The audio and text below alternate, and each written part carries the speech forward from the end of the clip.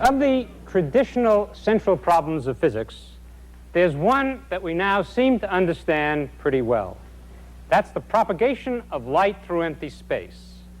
Maxwell's theory seems to tell us just about everything we need to know about that problem. Light is a wave-like disturbance in the electromagnetic field that propagates at a definite speed. Now, those are all nice words, but what do they mean? First of all, what do we mean by the electromagnetic field? Well, it's possible to detect the presence of electric and magnetic field using electric charges. If there's an electric charge in space and it feels a force, then there's an electric field present. If the charge is in motion and it feels a force due to its motion, then there's a magnetic field present. We also know what happens when the electric and magnetic fields are disturbed. A disturbance in an electric field disturbs the magnetic field, which in turn disturbs the electric field again. Energy sloshes back and forth between the two fields, and the whole disturbance propagates along at a speed which is one of the fundamental constants of nature. In principle, that disturbance can be detected in the same way that we detected the field itself, by means of an electric charge. Fortunately, we don't always have to detect disturbances in that way, because we come equipped with built-in detectors of disturbances in the electromagnetic field. They're called eyes. The eye is one of nature's most versatile instruments. One more time. And from the first visionary onward, the human race has tried to broaden visual experience well beyond its collective nose, to extend eyesight into the wonders of the world, large and small, near and distant. Clear? Pretty clear. What about with this side? Of course, for a thorough examination, that takes not only a perception of light, it takes a clear perspective on its properties. And the properties of light are best seen in the simple fact that light is a wave.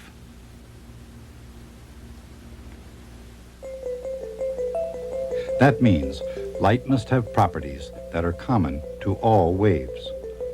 For example, waves can spread uniformly out de maneira uniforme a partir de único ponto de perturbação. Mas as ondas de uma série de fontes cuidadosamente coordenadas podem formar frentes de ondas chamadas ondas planas. Essas ondas planas, por sua vez, podem se propagar novamente, porque as ondas contornam obstáculos. E quando as frentes de ondas se encontram, elas podem interferir umas sobre as outras, produzindo ondas mais fortes ou mais fracas. Certamente tudo isso acontece com as ondas de água. Mas será que o mesmo acontece com as ondas de luz? Determinar a conexão entre a água e a luz talvez seja mais difícil do que ver o que está escrito na parede.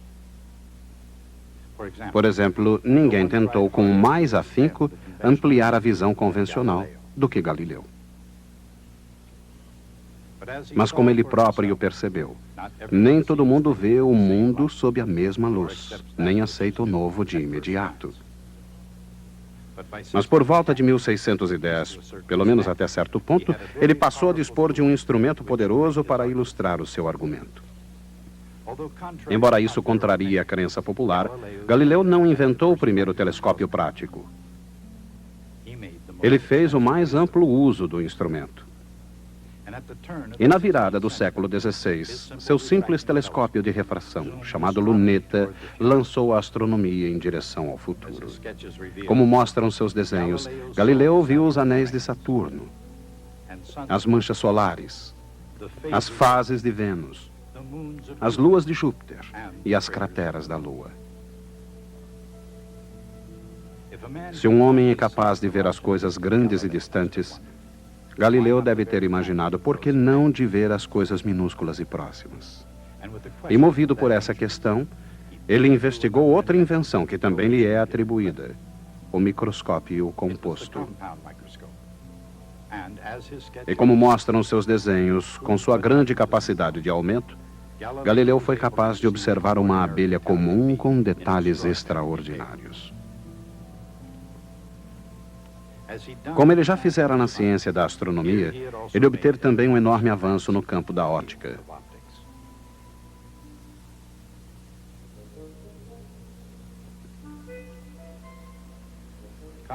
Contrariando outra crença popular, os óculos não são assim tão novos quanto parecem. De fato, numa infinidade de modelos desde o século XIII, eles têm apresentado um grande espetáculo. No entanto, enquanto as armações têm sido objeto dos caprichos deste ou daquele estilista, as lentes se baseiam num princípio científico imutável. Este princípio se aplica às lentes tanto de microscópios quanto de telescópios e se chama refração. A refração ocorre quando a luz atravessa um meio como o vidro. Geralmente sofre um desvio. Para se utilizar desse fenômeno, os fabricantes de óculos, microscópios e telescópios podem polir lentes curvas que focalizam a luz num único ponto. Mas antes disso, foi possível observar a refração em sua forma mais simples. Aqui está um bom exemplo. Um prisma de vidro não apenas desvia ou refrata um feixe de luz, ele também revela que a luz branca ordinária se compõe de todas as cores do arco-íris. Esse processo é chamado dispersão. E foi percebido com muita clareza por Isaac Newton, quem investigou tanto a refração quanto a dispersão.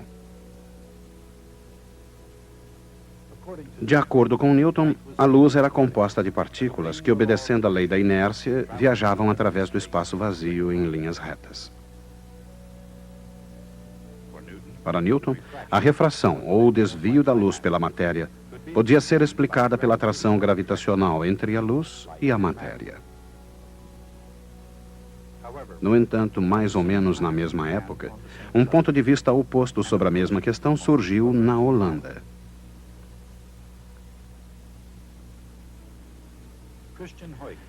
Christian Huygens, um físico e astrônomo holandês, levantou uma teoria segundo a qual a luz não era composta de partículas ou corpúsculos, como dizia Newton, mas sim de ondas.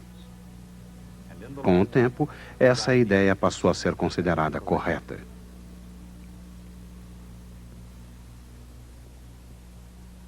Uma onda é uma perturbação que se propaga de um lugar para outro. E não importa se são ondas eletromagnéticas ou ondas aquáticas, ou ainda qualquer outro tipo de ondas. Todas elas possuem algumas propriedades comuns. Por exemplo, a frequência de uma onda vezes o seu comprimento é igual à sua velocidade. Mas se as ondas mecânicas podem ser longitudinais ou transversais,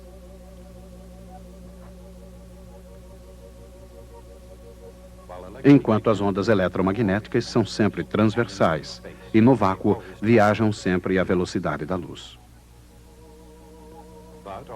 Mas embora tenham sempre a mesma velocidade, podem apresentar frequências e comprimentos muito diferentes. Dessa forma, essas ondas formam todo o espectro eletromagnético.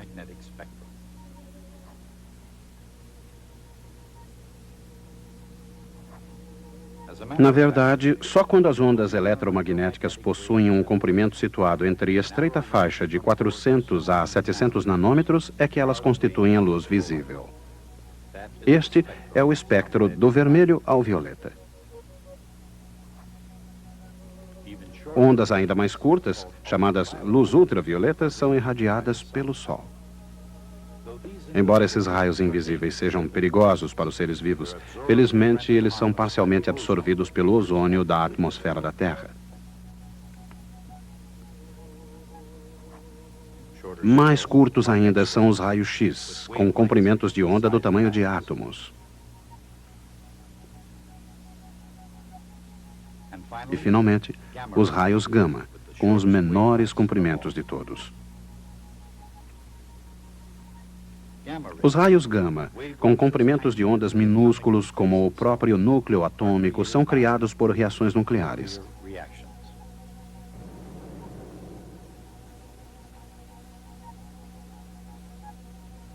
Comprimentos de onda mais longos, que se estendem à luz visível e ainda mais além, podem ser criados ou absorvidos quando átomos passam de um estado de energia para outro. Além da luz visível está o infravermelho. Com um comprimento de onda mais longo do que a luz vermelha, a radiação infravermelha pode ser detectada apenas pelo calor que ela transporta. O universo está tenuemente preenchido por uma radiação de comprimento de onda longa, considerada como a onda remanescente do Big Bang que deu origem a tudo. Isso não inclui apenas a radiação infravermelha, mas também as microondas.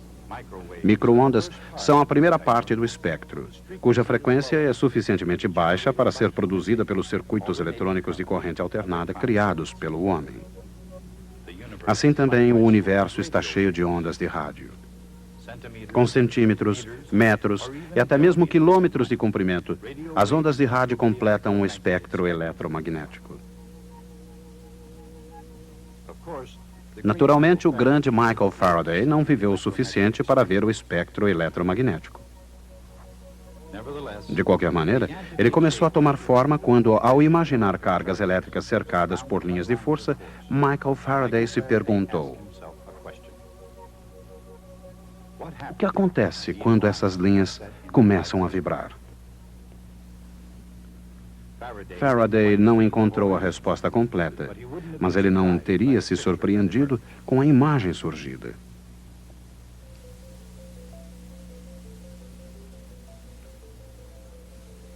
Uma carga elétrica oscilante produz ondas que se propagam ao longo das linhas de força à velocidade da luz. Essas ondulações são ondas transversais no campo elétrico, que se propagam em frente de ondas que vão se tornando mais planas à medida em que se afastam da fonte, e que cada vez mais lembram as frentes de ondas paralelas planas, chamadas ondas planas.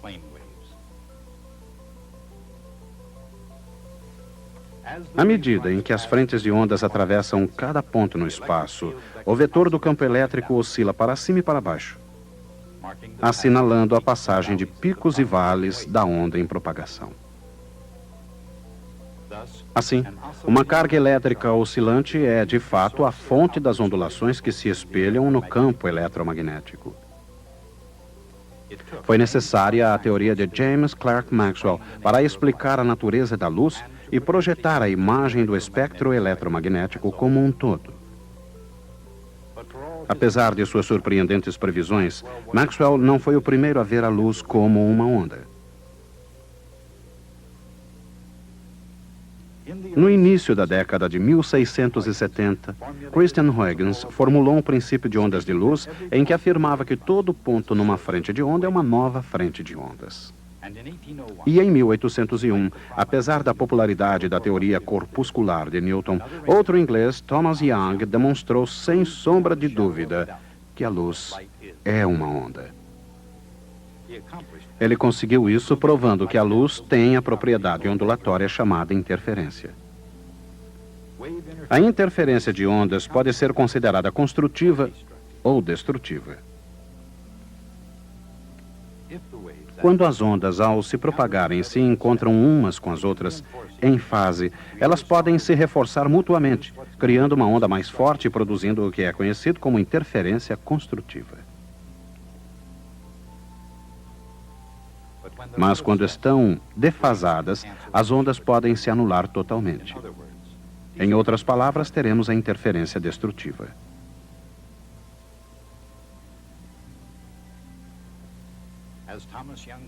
Como suspeitava Thomas Young, todas as ondas, em todos os meios, se comportam desta maneira. E para provar que a luz é uma onda, ele simplesmente precisou ilustrar que a luz apresentava interferência, comportamento comum a todas as ondas. Este foi o princípio. A luz de uma única fonte penetra em duas fendas não muito distantes uma da outra do que o comprimento de onda da própria luz. Depois de passar pelas fendas, a luz se projeta na tela de maneira não uniforme. Quando uma onda plana encontra duas fendas, cada fenda torna-se uma nova frente de onda. E como as novas ondas se originam da mesma onda plana, suas oscilações estão sincronizadas. O resultado é uma figura estável de ondulações ascendentes e descendentes que se alternam, ao longo das quais as ondas se anulam mutuamente. Isso produz uma figura de franjas brilhantes de interferência construtiva na tela, separadas por franjas escuras de interferência destrutiva. Isso, uma série de franjas alternadas, foi o suficiente para provar que a luz é uma onda. Foi uma demonstração conclusiva. E desde então, os físicos foram obrigados a explicar o comportamento da luz em termos das propriedades das ondas. Por exemplo, se as ondas de luz, como todas as outras ondas, contornam obstáculos e quinas, como é possível que a luz projete uma sombra bem definida? A resposta pode ser encontrada na razão entre o comprimento de onda da luz e o tamanho da abertura por onde ela passa. Quanto menor o comprimento de onda, menos as ondas se espalham em todas as direções. Mesmo quando o comprimento de onda é igual à largura da abertura, podemos observar o começo de uma sombra. A sombra é realmente o resultado da interferência destrutiva da luz de diferentes partes da abertura. Em consequência, quanto menor o comprimento de onda, mais a luz aparece num feixe bem definido. O comprimento de onda da luz visível, centenas de nanômetros, é tão pequeno em comparação com os tamanhos de objetos visuais que pode projetar sombras realmente muito bem definidas. Mas essa explicação não lança muita luz sobre uma questão ainda mais importante. Desde que tudo que se vê é o resultado do encontro da luz com a matéria, a questão é: qual a natureza desse encontro? A resposta é a seguinte: como toda matéria é, por natureza, elétrica, tudo se resume a ondas de luz e cargas elétricas. Quando uma onda de luz encontra uma carga elétrica, por exemplo, o campo elétrico oscilante faz a carga oscilar, o que produz uma nova onda. Observem a sombra que se forma por trás da carga oscilante. Uma linha de cargas elétricas, podem ser elétrons ligados a átomos num cristal, pode produzir frentes de ondas planas em novas direções.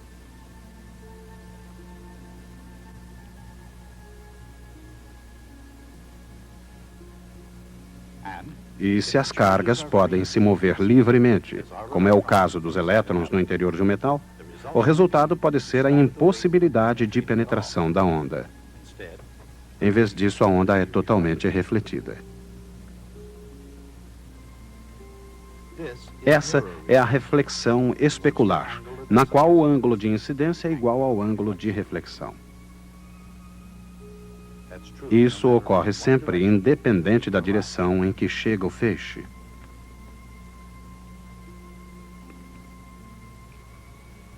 Mas a reflexão também pode ser descrita de outra maneira.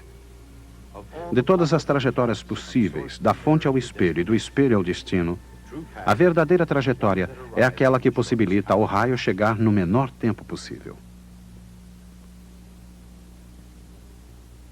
Como uma superfície metálica com suas cargas elétricas móveis é capaz de refletir a luz, espelhos são feitos de prata, a qual é deposta numa superfície de vidro. Mas se é por isso que os espelhos funcionam, por que funcionariam as lentes? Porque quando a luz atravessa um meio transparente como o vidro, a reconstrução contínua do feixe de luz por cada molécula do material diminui a velocidade do raio de luz. Em outras palavras, a velocidade da luz no interior do vidro é menor do que no ar.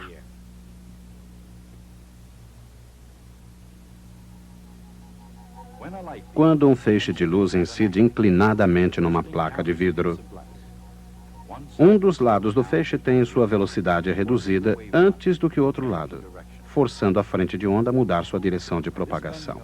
Esse desvio da luz, quer seja no vidro, na água ou qualquer outro material transparente, é chamado refração. A refração desvia a luz na direção da normal à superfície de separação dos meios, sempre que ela entra num meio que reduz sua velocidade. Isso ocorre independentemente da direção da incidência.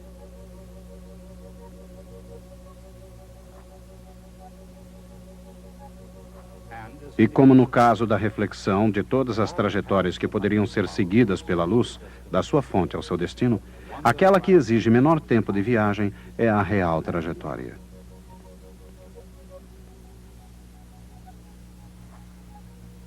Tanto no que se refere à reflexão quanto à refração, o princípio do menor tempo de propagação determina a direção única ao longo da qual as frentes de onda são reconstruídas através da interferência construtiva.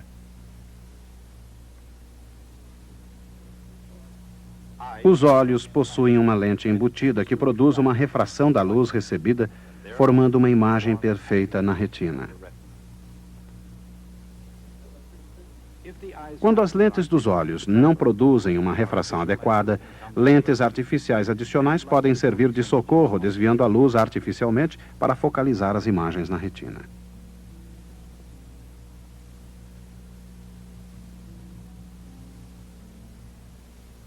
Naturalmente, a refração muitas vezes exibe outro tipo de distorção, pois a refração da luz depende da sua cor.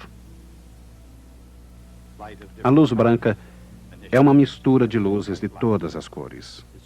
Ao atravessar o prisma, ela se decompõe nas cores do arco-íris. Este é o fenômeno da dispersão. Essa é a razão pela qual, apesar da sua notável potência para a época, o telescópio de Galileu, um telescópio de refração, era de fato muito limitado. Mas Isaac Newton percebeu que um prisma e uma lente afetam a luz de maneira semelhante, o que significa que o telescópio de refração permaneceria limitado. E foi por isso que ele inventou o telescópio refletor. Ao chegar a um telescópio refletor de superfície parabólica, um feixe de luz é refletido num único ponto, no foco da parábola, sem dispersão, independente da sua cor. É por isso que, desde a sua invenção por Isaac Newton, o telescópio refletor tem sido o instrumento mais útil ao astrônomo óptico. É claro que a luz não é a única onda nos céus, nem o único tipo de onda que é refletido por espelho. Da mesma forma como as ondas de luz se refletem, o mesmo acontece com as ondas de rádio. E é por isso que o radar e o telescópio se baseiam no mesmo princípio.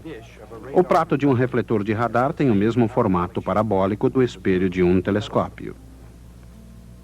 Assim, tanto no radar, indispensável à guarda costeira, quanto no moderno projeto de um telescópio óptico de 10 metros, o objetivo é detectar radiação eletromagnética, segundo as mesmas leis e propriedades dos materiais refletores. Qualquer que seja o objeto, seja uma placa de teste ocular a apenas alguns metros, ou uma estrela incrivelmente distante vista na objetiva refletora de um moderno telescópio, as ondas de luz continuam revelando as mais fantásticas visões. E até certo ponto, a jornada apenas começou.